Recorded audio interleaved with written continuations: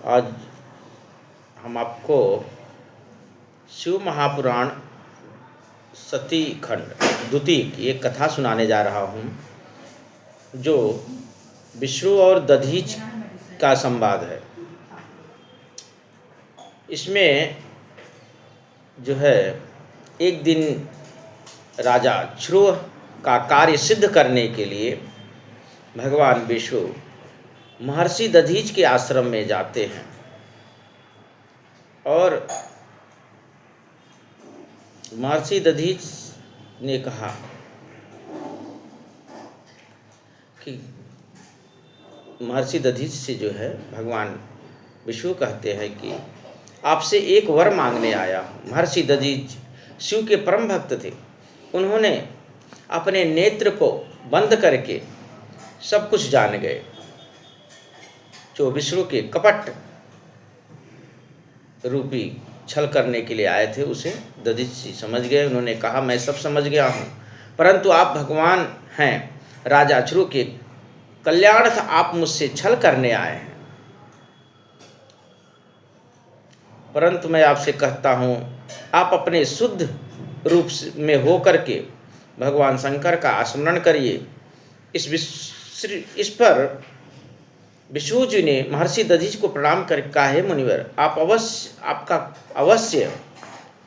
आपका कहना सत्य है, परंतु आप मेरे कहने से एक बार राजा ध्रुव के पास जाकर उनसे कह दीजिए कि मैं तुमसे डरता हूँ। यह सुनकर महर्षि दधीच ने कहा कि मैं भगवान शिव का परम भक्त हूँ। शिव जी के प्रभाव से मैं किसी से नहीं डरता हूँ, फिर उसमें क्या कहने जाऊँ। इस पर विष्णु जी को क्रोध आ गया। उन्होंने अपना चक्र उठाकर दधीच को मारना चाहा, परंतु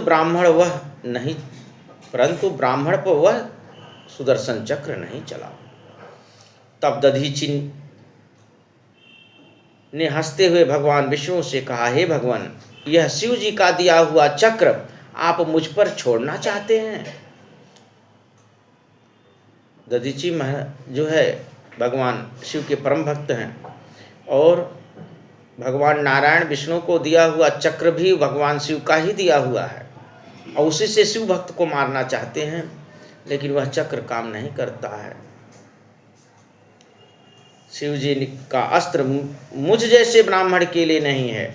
यदि आप क्रुद्ध ही हैं तो आप ब्रह्मास्त्र आदि अस्त्रों का बाण आदि का प्रयोग कीजिए।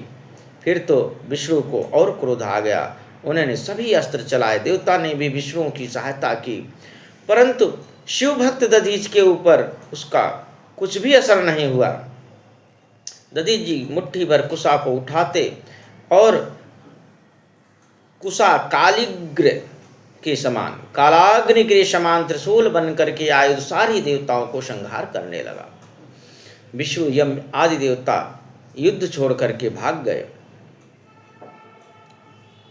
जितने भी अस्त्र छोड़े जाते हैं सब महर्षि दधीच को प्रणाम करके वापस लौट आते।